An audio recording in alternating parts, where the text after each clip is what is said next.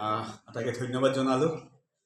আজি ভালেকেইজন বিশিষ্ট ব্যক্তিৰ উপস্থিতিত মোৰ প্ৰথমখন উপন্যাস অসম ইঞ্জিনিয়াৰিং কলেজৰ ওপৰত ৰচিত এখন কেম্পাছ নভেল এই চিয়াৰ উৰন্ত সময় ইয়াত উন্মোচন কৰিলে আমাৰ কলেজৰ এই প্ৰাক্তন ছাত্ৰী বন্দিতা ফুকন বাইদেউ, যিগৰাকী আছিল আমাৰ কলেজৰ পৰা উত্তীৰ্ণ প্ৰথমগৰাকী মেকানিকেল ইঞ্জিনিয়াৰিঙৰ ডিগ্ৰীধাৰী। উপস্থিত আছিলে ডক্টৰ BNC কুমাৰ দাস, ভট্টদেৱ ইউনিভাৰ্চিটিৰ প্ৰাক্তন উপাচাৰ্য, লগতে গুৱাহাটী ইউনিভাৰ্চিটিৰ বৰ্তমান ৰসায়ন বিভাগৰ জ্যেষ্ঠ অধ্যাপক। উপস্থিত আছিলে চিত্তৰঞ্জন ওজা, প্ৰাক্তন এছিয়ান, বৰ্তমান অসম আৰক্ষীৰ এগৰাকী জ্যেষ্ঠ আৰক্ষী অধীক্ষক হিচাপে তেখেতে ৰেডিঅ' এণ্ড টেলিকমিউনিকেশ্যন বিভাগত কাম কৰি আছে। আৰু তাৰ লগতো আৰু কোনোবা আছিলে, আমাৰ বিশিষ্ট ব্যক্তিসকল আছিলে। তেওঁলোককো আমি ইয়াতে লগ পাই যথেষ্ট ধন্য হ'লোঁ। আৰু মোৰ কাৰণে এইটো সঁচাকৈ এটা উল্লেখযোগ্য দিন। সকলোকে ধন্যবাদ জনাইছোঁ। ইয়াত উপস্থিত মোৰ বহুতো প্ৰাক্তন সহপাঠী, নতুন কলেজৰে হওক, অসম ইঞ্জিনিয়াৰিং কলেজে হওক, যথেষ্ট সংখ্যক উপস্থিত আছিল। আৰু আটাইৰে উপস্থিতিতে মই এই কিতাপখন উন্মোচন কৰিবলৈ পাই সঁচাকৈ ধন্যবাদ। কিতাপখন আজিৰ পৰা মানে গোটেই মানে বিপণীত উপলব্ধ হ'ব। হয়তো মণিকূট প্ৰকাশনে পাব্লিছ কৰি উলিয়াইছে।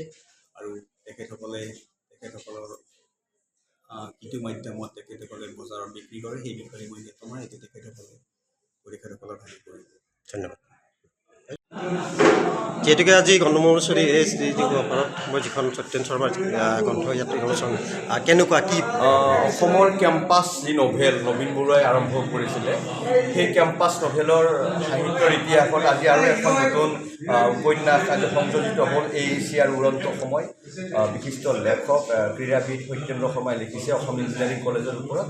আৰু এলুমিনি আজি ভগৱত কটন কলেজত এই গ্ৰন্থখন শতাধিক তেখেতৰ বন্ধু বান্ধৱ প্ৰাক্তন কটনীয়ানৰ সন্মুখত উন্মোচন হ'ল। আৰু সকলোৱে পঢ়ি ইমান ভাল পাব যে ইঞ্জিনিয়াৰিং কলেজৰ বহুত ইতিহাস আৰু বহুত জীৱন্ত কাহিনী এই উপন্যাসখনত তেখেতে লিপিবদ্ধ কৰিছে। যদিও বাস্তৱ ঘটনা যেন লাগে, কিন্তু একেবাৰে উপন্যাস এইখন এখন, আৰু সকলোৱে পঢ়ি ভাল পাব। আৰু এইবাৰ গ্ৰন্থমেলাত চাগে এইখন এখন আটাইতকৈ আকৰ্ষণীয় গ্ৰন্থ হ'ব বুলি আমি ভাবিছোঁ। এই ক্ষেত্ৰত আপোনাৰ পৰা কিছু কথা জানিব বিচাৰিছোঁ। আজি অলপতে উন্মোচন হ'ল এই চিয়াৰ উৰন্ত সময় শীৰ্ষক এখন কেম্পাছ উপন্যাস। উপন্যাসখন মই হাতে লিখা অৱস্থাত পঢ়িছোঁ। সঁচাকৈ যিসকলে এইখন পঢ়িব সেইসকল ৰোমাঞ্চিত হ'ব। আৰু গ্ৰন্থখনৰ শেষলৈকে এটা উৎকণ্ঠা আছে।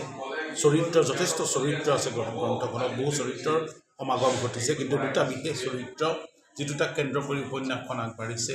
আৰু প্ৰতিগৰাকী পাঠকে শেষলৈকে ৰৈ থাকিব লাগিব, উৎকণ্ঠিত হৈ থাকিব লাগিব উপন্যাসখন শেষ নকৰালৈকে।